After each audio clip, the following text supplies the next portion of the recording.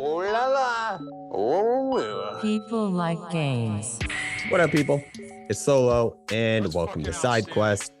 In today's episode, I'm going to talk about why physical and digital games cost the same. Granted, this is not going to be a thoroughly, in-depthly researched thesis paper on the history of video game prices and why it got to where it is. I do talk a little bit about inflation, though, so that's something.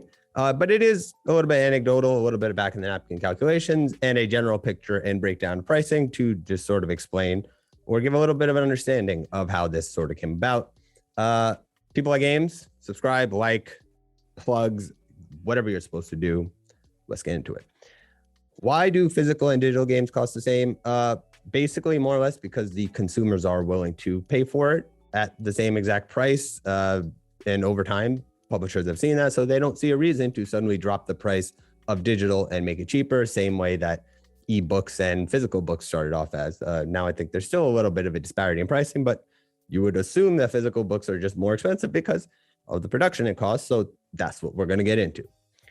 So say you have a $60 game and you're a publisher and you release it digitally, you are going to lose 30% because that is what the platform fee is for PlayStation, Microsoft. There's like a big lawsuit about this with Apple.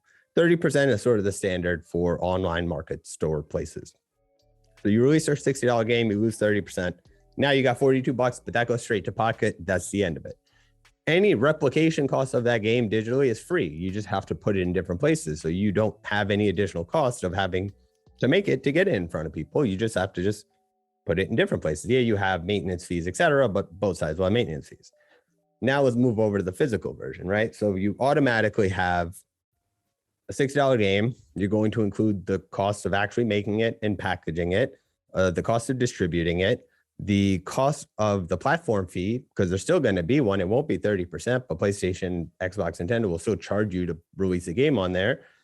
Then you have the retail fee, which is the percentage that the retailer is going to take for selling it, as well as what you have to sort of mark away for potential returns, because in retail, to a certain degree, you sell items, and if there's a certain amount not sold by the retailer, they can actually send those back for a discount or a credit. The whole point being you have to set aside money for it. The argument is then there's a cost inherent. And so is that cost that I just explained in the actual creation and replication of a physical game 30%, same way that it is for just a flat fee for digital? The answer is probably a little more or less, about 30%. It could be a little bit more.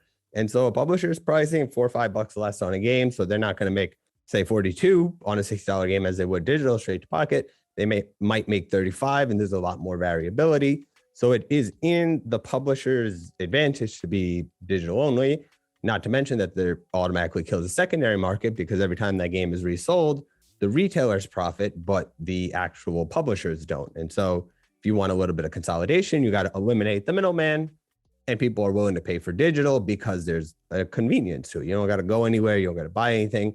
You don't got to change discs. A lazy consumer has sort of made that the price point. The actual $60 price point, or now I guess 70 is going to be the new gen price point, actually came about during the PS3 360 era.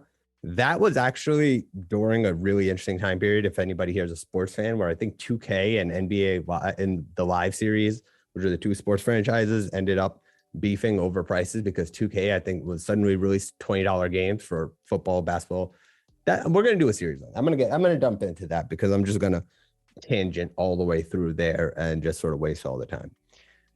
Yeah, arguably their digital games should be cheaper because physical games obviously have inherent real world costs with the replication costs. So it's all in the replication. So digital is easy because you can just infinitely replicate it at zero additional cost, whereas physical has an inherent cost. But now let's just say that this is very expensive, and even $70 is expensive. As much as I want to agree that it is a lot, just because recreationally fun stuff is expensive again, or just very expensive, historically, it's actually not the most expensive it's ever been. If we go back to actually 1977 with the original Atari, the games at that point were $39.99. With inflation, that would be $170 today. Would you spend $170 on a game today? Just saying. NES came out in 1985. Game cost $45. I bought at $45 today. That was $108 in fucking 1985.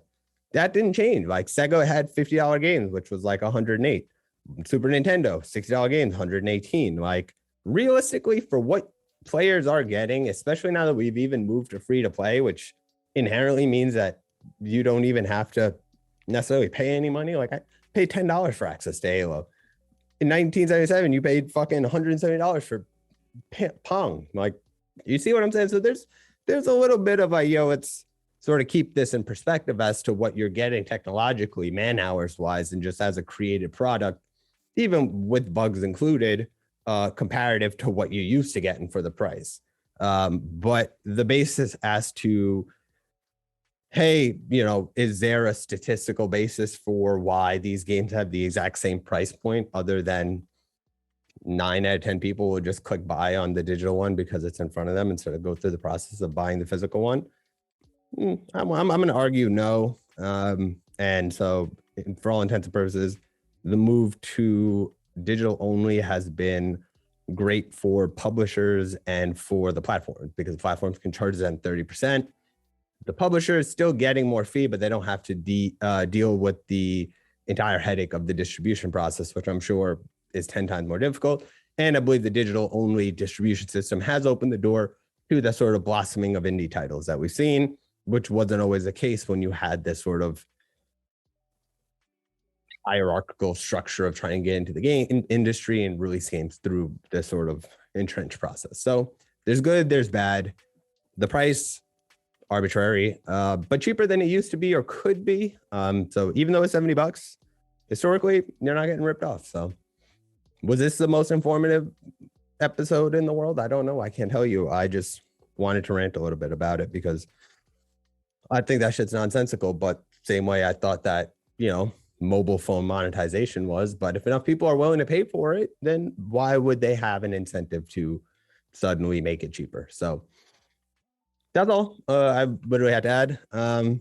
We'll be back again on Saturday. Part 3 of Pokemon is coming out. That'll be called the soft reboot. So check that out. I did a Jenga speed run earlier this week too. So check us out. People Like Games, Instagram, YouTube, yada, yada.